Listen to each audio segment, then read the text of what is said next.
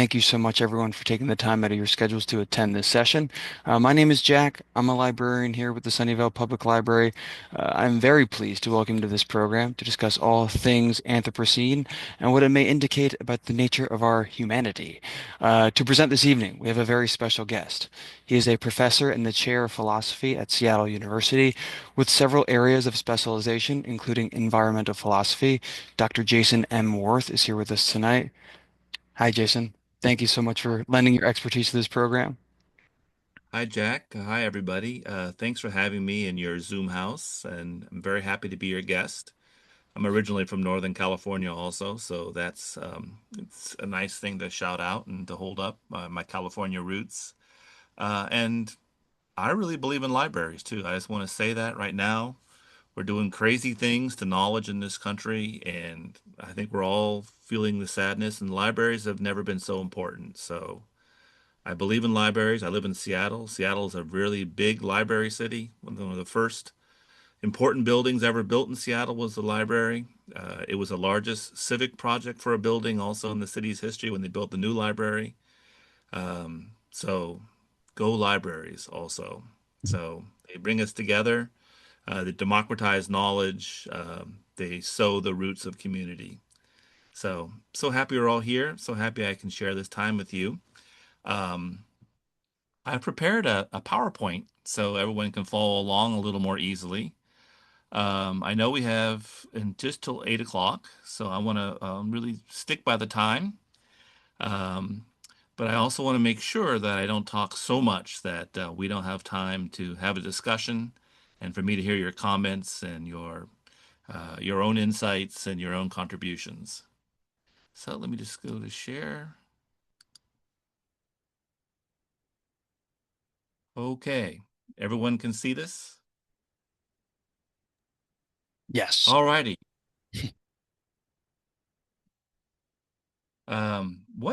What is the Anthropocene? Before I just start rolling off like as if this is really obvious what I'm talking about, I thought, maybe at the risk of saying something that you all already know, the word's bandied about a lot these days, but it's a very technical term. It's a somewhat controversial term. Um, it's only controversial in the sense that is the Anthropocene geological in stature, or is it just an interesting way of understanding the enormous impact we're having on the Earth?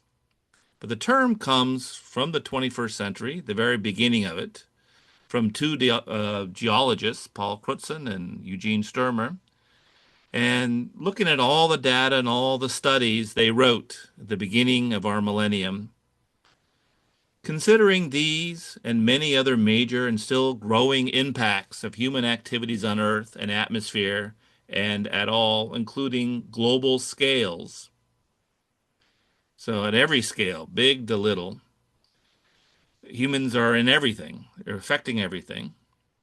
It seems to us more than appropriate to emphasize the central role of mankind in geology and ecology by proposing to use the term Anthropocene for the current geological epoch.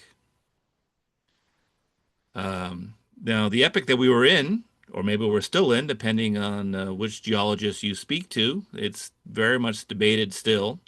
They have little votes. Sometimes they're for the Anthropocene, sometimes against it. But again, that's a very high bar. A geological epoch facing the entire surface of the Earth. But the one that we were in or still in is the Holocene.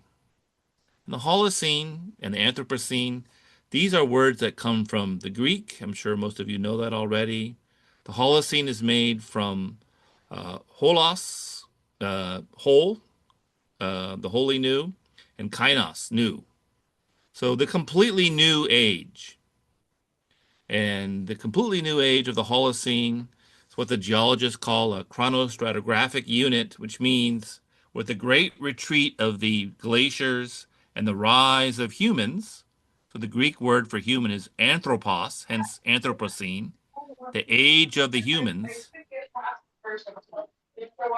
Where, oops.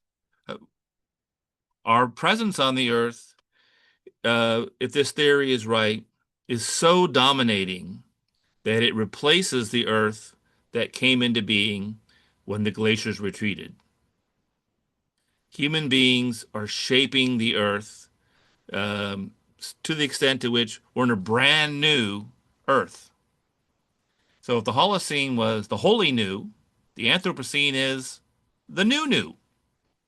The new new, especially since World War II, uh, is the human beings are not just everywhere, they're not just influential, they're changing the earth. Okay. Oops. There we go.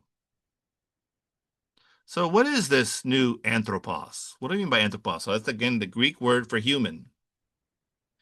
But anthropos, I think we'd have to say we don't simply mean, according to this theory, that we're going to think about the human being by saying, well, there's birds, there's dogs, there's lions, there's human. So it's not just to be this or that person, but it's to be a human in a certain sort of a way. Humans have been around in the Holocene. The Holocene was very favorable to humans. Humans were not in the Anthropocene as soon as they became on the scene, but there's a new way of being human that's interrupting the Holocene. The Holocene, and we should remember that we're Earthlings, try to live in outer space really hard. The Holocene was the climate and the stratigraphic age of the Earth that was most favorable to human beings. So there were Earthlings, but not really Earthlings. We're Holocene Earthlings. We're Earthlings for a particular phase of the Earth. But on the Anthropocene, as humans redefine the condition of the Earth that grants its life, by some estimates, the acidity of the oceans has increased 26% since the Industrial Revolution. Three-quarters of all land mass not covered by ice sheets, so Greenland, Antarctica, the Arctic Circle, have been subjected to human management. Most all ecological systems on Earth have now been compromised.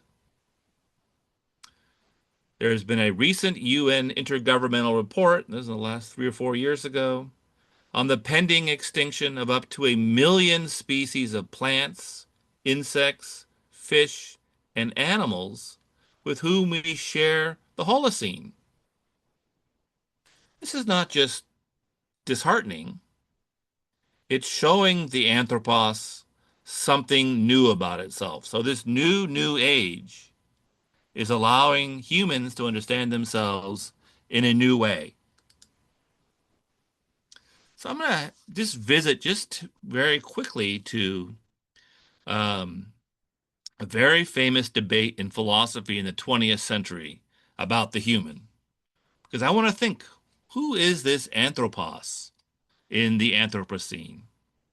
Wasn't Iron Age human beings? They did not alter the face of the earth. Human beings were not everywhere.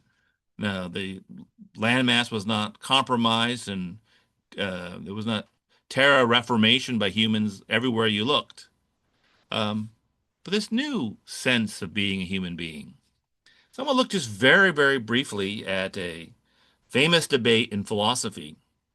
I teach philosophy, so if this part seems like, oh my God, don't do philosophy, I'll go quickly.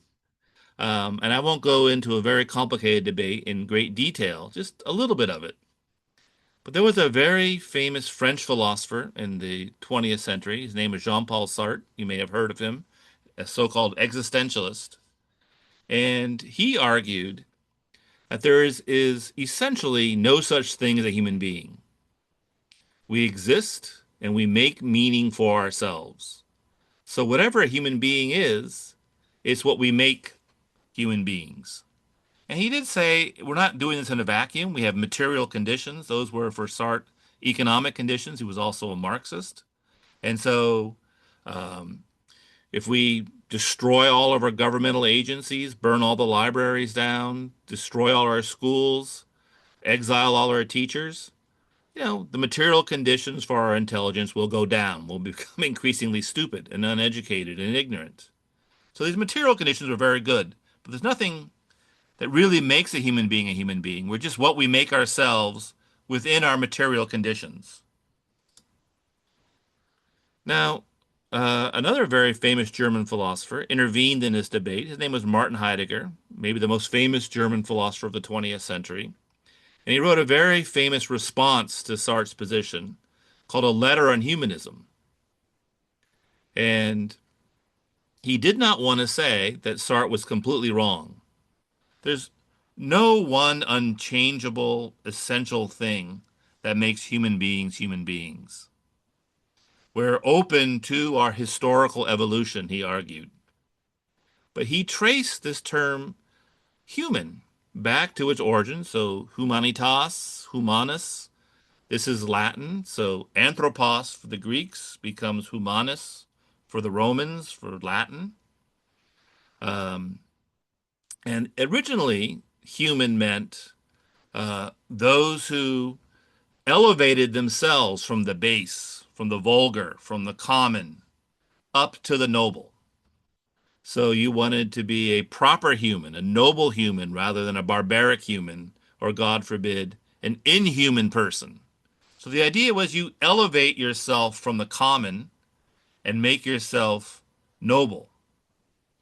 And Heidegger thought this approach was still too stuck in an essential definition of human beings, and it did not set the humanity of human beings high enough. So Heidegger kept saying we need to elevate it even more. We know the highest form of human beings would be the human beings who are open for their historic destiny. They're open for what they're becoming. And that's very interesting. It's a good point.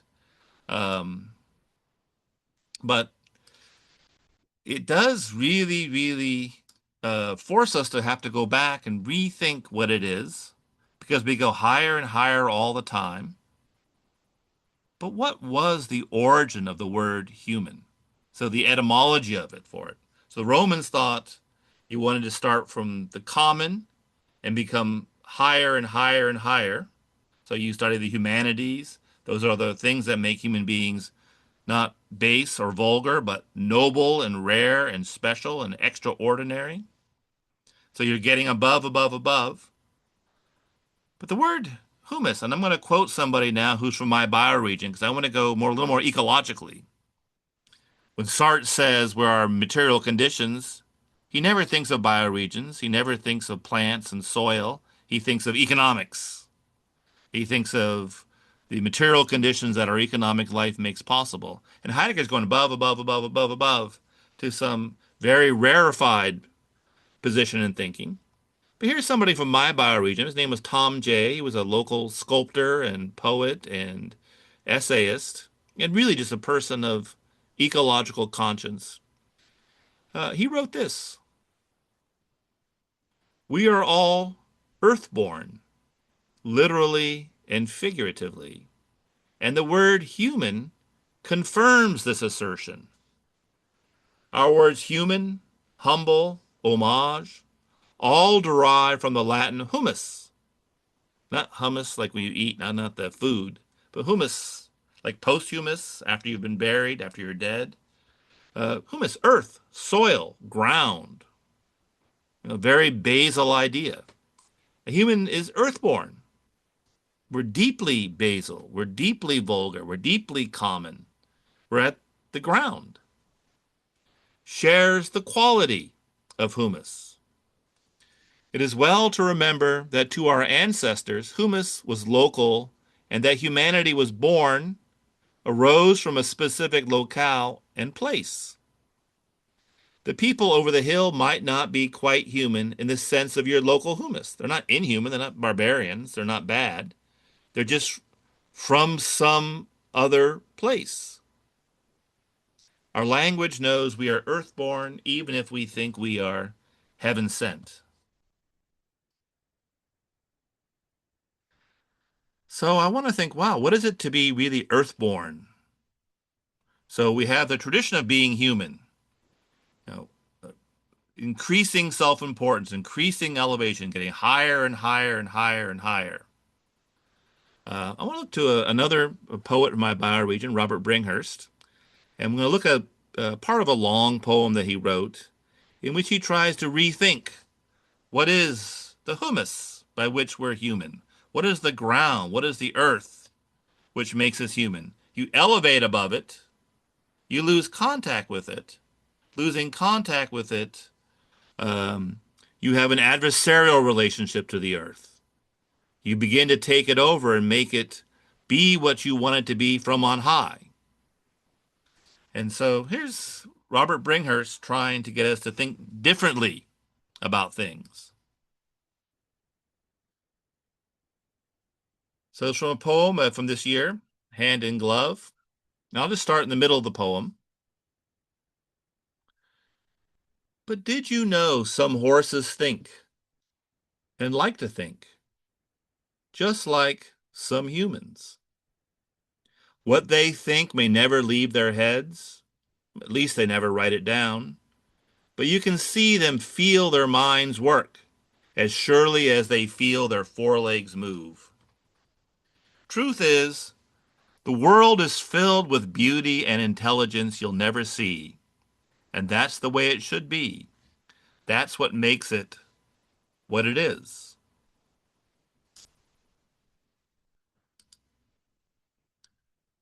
Some horses think, some jays and ravens understand.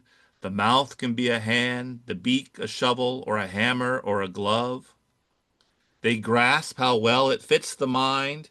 They see how comfortably the mind fits into what it does, which gives the world more opportunities for talking to itself, more ways to think about the only thing it knows. Wrens singing, thrushes calling, cowbirds gurgling and bowing, and the nighthawks building their self-immolating bass drums from feathers and muscles and air, tree crickets lifting and strumming the cut glass covers of their wings and the reverberating leaves, beavers slapping open waters, and Socrates talking. All of this. You notice he put Socrates in a long list of the earth speaking, speaking by things being what they are and being what they do.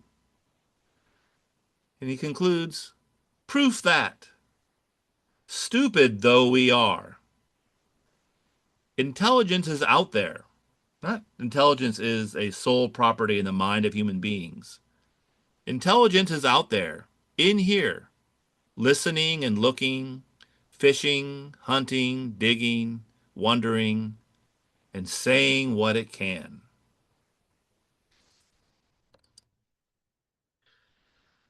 It's a remarkable thought.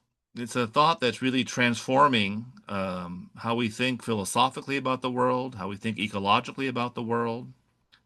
Trees are suddenly a very big deal because it turns out that trees aren't these little solitary, solipsistic, all by themselves, single organisms, but they belong to systems.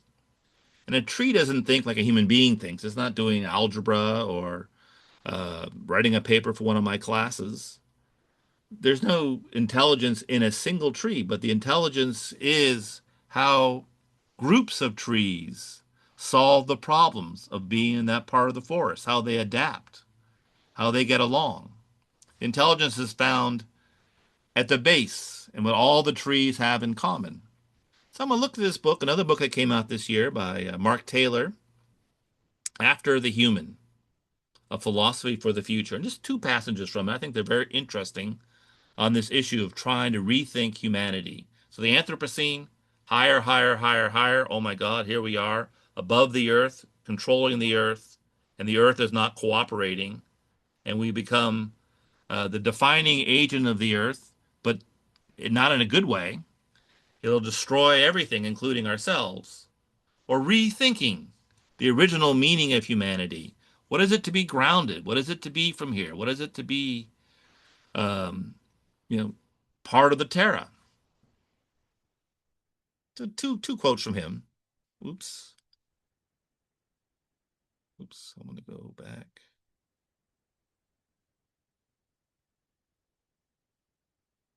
So one, he follows Tom Jay's observation. You hear this kind of observation a lot these days. The word human derives from the word humus, which is the organic component of soil formed by the decomposition of leaves and other plant material by microorganisms. In the soil, death and life are thoroughly entangled, bound in a parasite-host relationship. We are part of Earth, which is part of us. Try living in the air. Human beings were earthbound. We were not birds. Though all life ends in death, not all death leads to life. So if you saw this wonderful new movie that came out in the last couple of weeks, Train Dreams, and his image of the forest in which even the death of trees as they become nurse logs out of which new trees grow, and you see that death and life are working for the productivity and the intelligence of a place. But not all death does this. Not all destruction is the nurse log, which is part of the web or weave of life. Things now so far out of balance that we may be past the point of no return. We have become not nurse logs, not a productive part of the environment that gives birth to us and everything we're related to, but an invasive species whose voracious appetites are destroying the host. You might want to say if the host is the soil, is the earth, humans destroying their own humus. Humanity's new form, geological in impact, are humans being humans by destroying their humanity. Voracious appetites are destroying the host without which we cannot survive. We're destroying the very gifts that make human beings human beings. And then a second one, these movies out of the way. Soils live in a symbiotic relationship with trees that have been shown to transmit chemical signals that allow trees to communicate. So this is the work of Peter Wohlleben, the famous German forester, or the Canadian Sumard, and lots of others, as they study how trees and soil work together. These signals can give warnings of pests or fires nearby and cause trees to protect themselves. There are examples of larger trees with deeper roots transmitting nutrients to smaller, nearby saplings. There is even evidence for sharing resources across species. So in the soil, you find all of these interlocking things that are in communication, producing the intelligence of that place. When one species is blocking light from reaching another, it can transfer nutrients to the shaded tree to help it survive. It may sound fantastical, but this soil communication network also transfers knowledge between older trees and younger trees as to what helps and what harms them and how to adapt and survive. I find it very interesting also. So, if humans are the ones who in their intelligence, experience their intelligence in such a way that they elevate themselves from their own humus, from what makes them human, from what keeps them alive, from the intelligence of the earth out of which we came to be at all. It's interesting to look what happened to Latin when it moved from the Romans to Church Latin. So as the Latin language eventually mutated into the various forms of Italian and then the Romance languages across lots of parts of Europe, Latin really became the language of the church, especially the Catholic Church. And for the Romans, humilitas, so the root of our word humility, spoke of the lowness and baseness of beings. I mean, to be to be humble is to be, and we still say this in English, to be humiliated, not to rise above and be special, to be the most loved, the most important species, the most incredible this, the most special that. But the humble were the humiliated, brought back down to the baseness, the vulgarity, the commonness of beings. But it's interesting because in church Latin, the word meekness, as in the Sermon of the Mount, um, we see that meekness, humilitas, that was the word that was used. The meek shall inherit the earth. The earth belongs to the humble. We see that this word stems from humilis, lowly. But lowly, that's the Romans, as in not as high, not up there, not special, but literally on the ground. That is rooted in humus, earth. The humble are base, but the problem is base is our life. The vulgarity of the earth, the commonness of the earth, the shared foundation of the earth. This is that out of which our humanity grows. And it grows in the same way that everything else is growing out of that. Um, Oops, let me go back a little more. The same way everything else is growing out of that. So, in a way, when Jesus said that the humble shall inherit the earth, the meek shall inherit the earth, the humble, the ones who shall inherit the earth are those who remember that the root of being human is to be earthly, to be rooted in the earth, to be rooted into what the earth makes possible, not to fly up to the heavens and tell the earth what it is, but to respond to the earth as part of our humanity. So the Anthropocene, we would have to say this is a time of extraordinary arrogance. The would-be financial, economic, and political nobility of human beings is so far elevated above the roots of our humanity that to be the Anthropocene is a time in which humans are humans only self-destructively. So I have some concluding thoughts. Just some small thoughts, and I hope these will just generate some conversation. Um, One, uh, recovering our humanity. So if Sartre says we just make it up, that's crazy. If Heidegger says we just do it through thinking, that's crazy. We have to recover our thinking from the ground up, not elevating ourselves above the base. This is one of the original senses of what was once called back in the 70s deep ecology.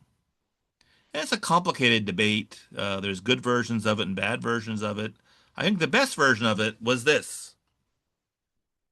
Given our place, given our humanity, given our rootedness or groundedness, this place sustains and makes possible what kinds of economics, what kinds of politics. Not we have from on high our politics and economics, and we just impose them on place. You start with place. And if you start with place, you couldn't rationally conclude that the current political and economic order is human. That would be false. I know that's a really big thing to be saying, but you can't do ecology without also asking the hard political and economic questions. Given our humanity, given our rootedness, what kinds of political and economic life is possible? What can it sustain? How can we be human? And so, in a way, if before our position from on high used to be called in the 19th century and still today political economy, so the relationship between politics and economy as we impose ourselves down on the earth and make it what we want it to be, those days are over. because we can now see it in the Anthropocene that that is the consequence of us misunderstanding our humanity. That is the real question. One of the great questions for our species on Earth today, right now, is can we rethink this as political ecology in a more human way? What is it to be human by being grounded in these places rather than extracting and spending them down and using them up and so altering them that we destroy life as we know it, including our own life? If we don't do this, really what it means to be in the Anthropocene is to be human in such a way that humans are humans by destroying their humanity. I think that's not a good way to be human. That's the exact opposite of what this word meant originally before the Romans began to try to elevate this above the vulgar. So political ecology then is really the invitation to rethink the ground. Humans are the ones grounded in place, grounded in the conditions of that. But being grounded in that is not means I'm all by myself, lifting myself up above it.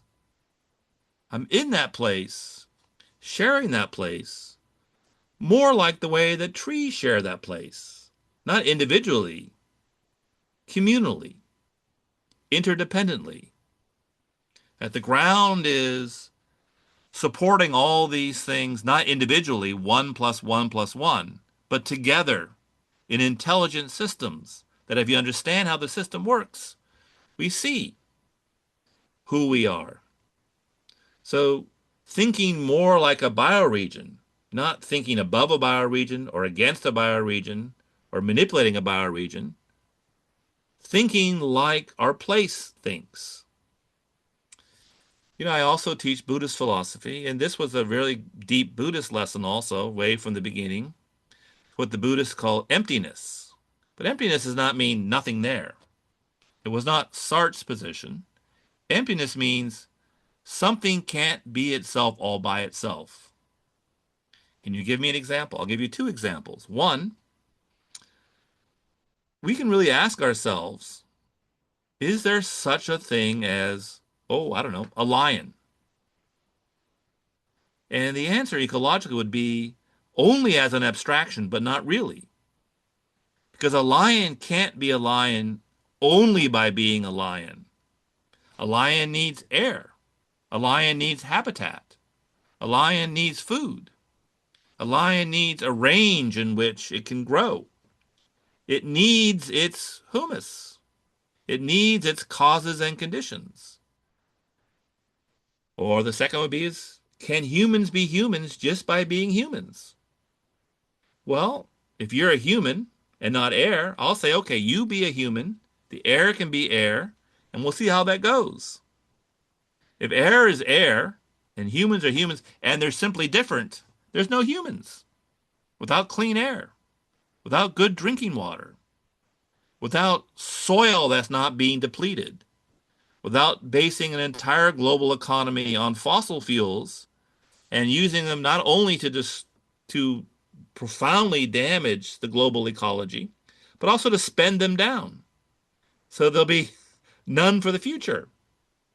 And to have a system of economic growth in which things must always grow, but the energy for that growth can't always grow. You bet you as soon as you use it, you lose it. It's gone. So it's empty, but empty means things are themselves at their base interdependently. If they're at themselves interdependently at their base, then I would say this. To think like a bioregion, we could say, well, it's a little bit like what would it mean? And I say this as somebody living in a country in which we see that we can't take democracy for granted. But in our democracy, even at its best, is very small because it's only about humans. But traditionally, among indigenous peoples, You always thought of the entire place was a democracy. Out here in where I live, you had someone in the group councils who would represent the salmon and the bears and the deer and the spirits. Why not Earth democracy? We are the same ground that is also everything else. They are not us, but they're not separate from us. They're related to us, much like Robin Wall Kimmerer, the famous Potawatomi botanist, would say they're kin. This is our kin, kin to humanity. Or it would be to retrieve a true commons. Now, the commons is not what economic theory said it was at the early onset of capitalist thought. The early onset of capitalist thought, you figured, okay, the tragedy of the commons was if there's no private or government ownership of a shared resource, then we see what's happening in the seas. If I don't go with my huge ship and catch all the fish, then somebody else comes along and catches all the fish. And the only way to say you can't catch the fish is to say, these are my fish, I own them, or the government owns them. Otherwise, we'll just spend down all shared resources that are not privately owned or on behalf of individuals, governmentally owned. But that's not the commons. That's political economics. That's a shared pool resource. The commons is our humanity, which we share with all life. The commons is the gift of our humanity, and therefore we should say, um, if it's the gift of our humanity, it engenders in us gratitude. Wow. This, which is the source of all life, is the source too of my life, a life I share with the great commons of all things. I feel grateful. I feel responsible. Why would I attack my own humanity, which I share with the kinship of all life? Reciprocity, the opposite of extraction. In extraction, you take the gift of the earth as if it were for granted. You take it for granted. You imagine that it's yours. You don't give back. You imagine that you can own it. You imagine that you can just take it. You can just extract it and do with it as you will. No giving back. No nurturing of our humanity by nurturing the ground of our humanity, which is a ground that we share in the great commons with all life. Or finally, political ecology, I might want to say, belongs to something that many indigenous peoples all over the world independently discovered, a gift economy. A gift economy is when I give you something more than what I owe you. And it brings with it the promise that we will be together in a better way. It's a way to end competition or war or destruction. But where did we learn the gift economy? Where did this idea come from? Our humanity has at its root the gift of its conditions, far beyond what we deserve. We should not profane it. It's an extraordinary gift by which we can realize that we don't soar above it and extract it. It's the promise of remembering what it is to be human. Okay, I'm going to end right there so we have 20 minutes for a conversation. I'm very, very happy um, to hear your questions and comments. Thank you very much. You touched on it at the end in your concluding points, but given some of these, practical or political complexities, or economic complexities or systems of today, what are some actionable steps or tangible steps that you believe are necessary or that are perhaps realistic, kind of in this society at broad, to kind of get towards this idea of a Earth democracy, if that makes sense? Yeah, it's hard, So I will say even the ancient practitioners of Earth democracy, it wasn't like their default position. It took a lot of work. So if you study the life ways of indigenous peoples, it's not like we were naturally wise and we're all humans until one day we became rotten. We're human beings. We betray each other. We get into wars. We get into conflicts. That's always happened. So the gift economy was a way of correcting our minds by first, um, when we find ourselves very divided, elevating ourselves to a higher level by remembering our humanity. And you do that not by talking someone into it or using violence or force. You do that with generosity. You do that with, I would say, the depth of your humanity, this great gift out of which you're an expression. You bring that forward and you say, with this gift, I promise that things will be different.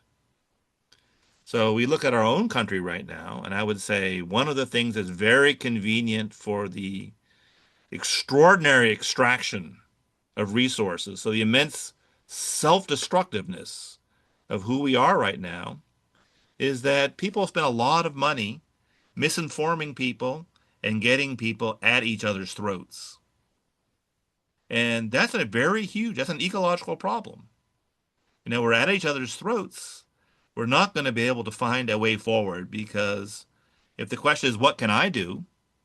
Yeah, I mean, you can do small symbolic things, but it's a drop in an enormous ocean. You don't even notice it. It won't make any difference other than it'll make you a better person. And it is the right thing to do. And I'm 100% for it. Um, we need to recover some sense of our shared humanity, community, commons. That's part of what Thomas Berry called the great work. The great work involves also remembering what it is to be human. And remember what it means to be human is not just what it means to be in the club in which there's only human beings. What makes humans human makes them interdependently also sharing their being and sharing their life with all their kin, all these other kinds of life, trees, flowers, grasses, animals, even tough animals, grizzly bears, wolves. They're all part of our humanity. They're all part of the great council. So that's the first thing I'd say is really not thinking about yourself, but really going back to thinking very radically but very clearly about community. So less us and them. And I don't mean this human versus that human. I mean even humans versus animals, humans versus the earth. That's also us and them. So the second big thing I would say is we have to get really good at unlearning.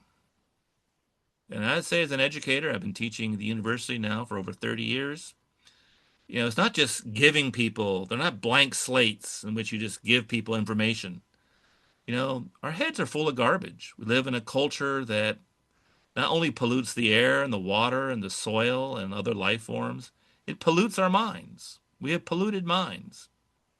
So I started practicing some really good philosophical hygiene. Clean your head.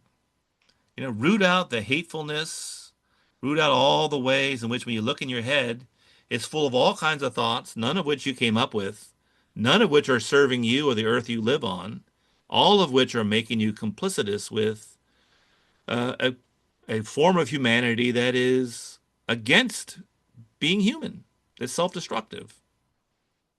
So I would say that. And then I would say, in community, begin to work for our humanity. And the losses that we've suffered already are enormous. We've passed certain tipping points. There's no going back. But that means there's a lot of suffering coming already. It's already here and more coming in the future. Practice solidarity, not just with those who expect to live better. I think that's a huge part of it, but also with those broken by our own broken humanity. The broken parts of the earth, the sacrifice zones, the broken people, the broken animals, animals being driven to extinction.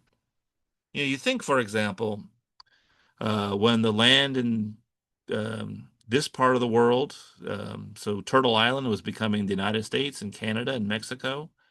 How did they break the traditional relationships to the land? So ancient forms of humanity. Let's take the Sioux. You kill all the buffalo.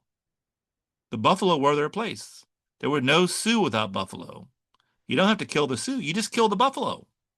You just destroy their earth. You destroy their humus. You destroy their base. You destroy that out of which the Sioux people are possible. Um, and so I think, we have to really dig deep to start remembering, that we are all of these other life forms. And we somehow even knew that at our worst because we knew that in destroying them, you could commit genocide. I believe we have one more question in the chat. It's from Kathy. She's asking, how did you first become interested in your specific field of philosophy, or more specifically, environmental philosophy? And I might add on that briefly before we go. Jason, how can philosophy, which I guess traditionally deals with these eternal truths, kind of help us to develop this sense of um, obligation to our, future generations? Does that make any sense? Makes perfect sense. So, how did I get involved in the kinds of philosophy that I became involved in? It just began early on by simply saying, I live in a world that I don't think is really the world I live in. I think we're being told a lot of half-truths and lies. And so I began just very wanting to know more, wanting to ask the hard questions, wanting to get good at asking the hard questions and developing the sufficient character to stay with disappointing answers. But the more you do that, the more you realize that, yeah, buried behind all this are some very, very deep issues. Like, for example, our, as I tried to say tonight, our humanity. So that expresses itself in my interest in environmental philosophy, but also I'm a Buddhist priest, Zen Buddhist priest. I was trained in Japan. And to me, it's also to have a very deep and grounded and grounding practice. It's hard. These things are complicated and heavy. There's no one answer, but there is beginning to change how you live. So I think philosophy is not just the eternal questions. That is what it is for some people. But I think more deeply, philosophy is a deep practice of life. It's a way of living. It's closer to giving out seeds because it's just a skill set. You can waste it by asking yourselves all kinds of arcane and complicated puzzle questions, or it can be a deep, deep form of living well. Living well doesn't mean getting what you want. It means repairing damage, rebuilding broken communities, repairing historical grievances, restoring land, restoring our relationships not just to other humans, but also to the non-human world, remembering our kin. And those are not just theories or political programs. That's a way of being. And you do that by getting really, really practice at it so that you can just do it wherever you can do it. It's going to start from below. There's no one way. And I think we're living in a time of great global political and economic dysfunction. And I always say, never waste a good crisis. Things are really broken. That's going to be an opportunity for us to have a different kind of conversation going forward if we get our way out of all these messes. To remember who we are. I find it interesting that, from what the big data crunchers say, well over 70% of all human beings are very worried about the ecological crisis. You would not have known that that was the case if you looked at COP30 in Belém, Brazil, in which one of every five people there was a fossil fuel lobbyist. This is crazy. This is inhumane. And to do it at the portal of the Amazon, which some scientists are predicting at the current rate of its usage, it will be a savanna. Maybe not in our lifetime, but the next lifetime or so, the lifetime of your kids. So I would say philosophy is a tool. You don't need philosophy. You need to learn to live well in your own community and to practice good mental hygiene, get all the garbage out of your head, open your heart up, and begin to remember who we are, human and non-human.